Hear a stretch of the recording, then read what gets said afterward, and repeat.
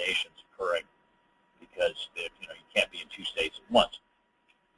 It's also true that the state-based technique, as a general rule, I'm not saying this always applies, but most of the time, if you use both a decision table and a state transition diagram to model a system and then generate your tests from it, you'll find that the state-based techniques will generate more tests than the decision table-based techniques. Now, that can be either good or bad. If you're trying to do a more cursory sort of test, then maybe you want to generate fewer tests if you want to use the decision table rather than the state diagram. Now, in some cases, though, you'll just see that either one technique or the other is the obvious choice. The general rule is that a decision table is ideal for situations that are transactional. And by transactional, I mean that there's a given set of things that happen pretty much all at once that create some conditions, and then the system takes certain actions based on those conditions, and then that's that. And then the next clump of conditions that are handled are not influenced by whatever happened previously. Okay? And for systems that are not transactional, where what has happened so far very heavily influences what's supposed to happen next, then you want to use a state diagram. So that's the general rule of thumb. It's not hard and fast by any means, but it's a good general rule of thumb. Transactional systems are decision tables, non-transactional systems are state diagrams. Okay, so we looked at the state diagrams. We looked at tables. We looked at switch coverage and use of those on sophisticated and potentially complex systems. State diagrams are especially useful for embedded systems of various kinds, or systems that run for extended periods of time, handling a particular operation. Right, so you can imagine that a tape backup system or any sort of backup system would be a good fit for state diagram, right? Because you're setting up the job, and then you're backing up, and then you're comparing the files that were backed up against the backup, and that's obviously a good fit for a state diagram.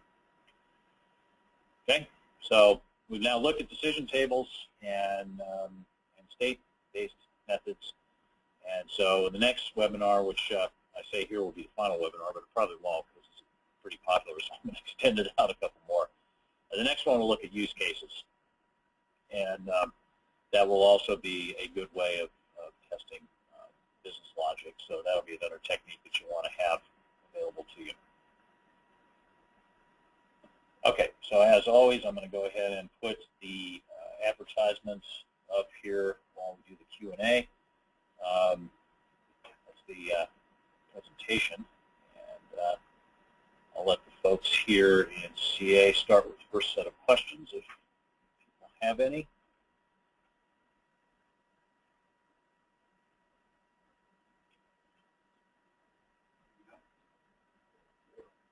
Yeah.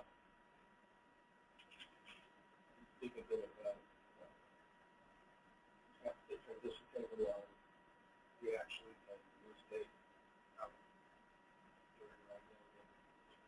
Oh, okay, so review how to derive the table from the diagram.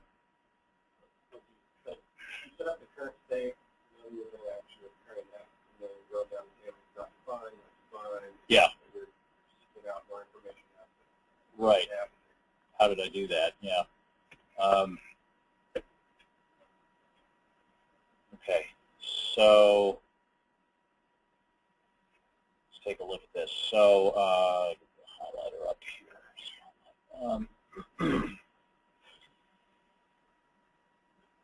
Generating the combination of states with event condition pairs is clear, right? That's just all possible combinations of states with event condition pairs. So I got this list here, and I got this list here, and what you do is you just say, okay, browsing with all of these, and then selecting with all of these, and so forth, right? So that's just a copy-paste operation if you're doing this in Word or Excel or something. Now, action and new state, where did that come from? Well, that came from the original diagram, right? So if I look at the state and the event condition combination defined in the first two columns of a row, if there is a defined transition with an associated action perhaps, and certainly a resulting state, then that gets populated into the action and new state cells in that row. If there is nothing defined, there is no transition that corresponds to that, then that's why I put the undefined here.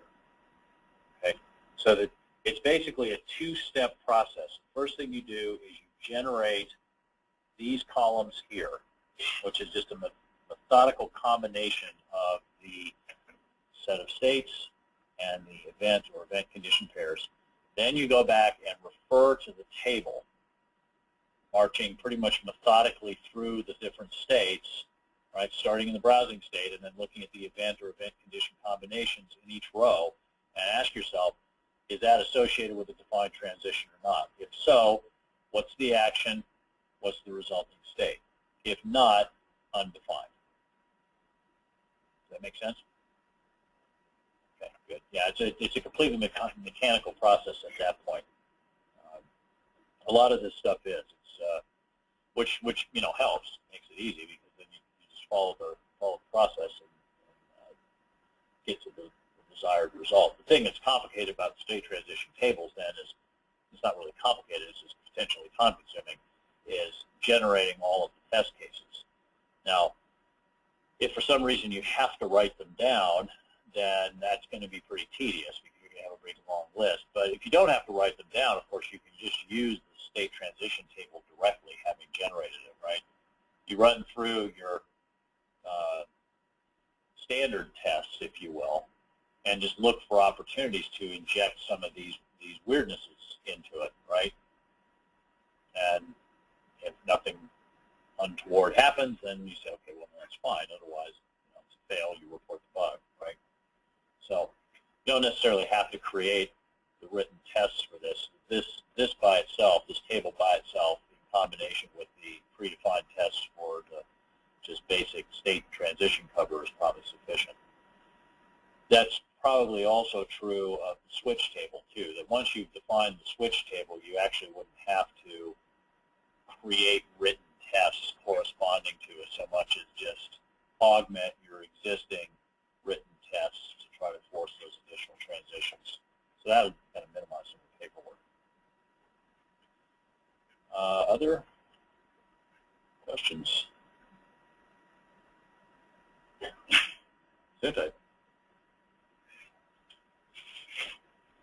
Well, I'll let you think about it. In the meantime, I've got a couple that came in via email here, so I'll handle those. Feel free to jump in. I'll also go to the audience here in a minute.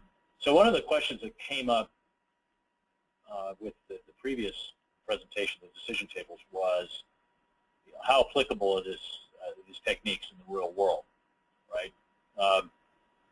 So as you saw, the example given, the e-commerce system, was a real world system, right?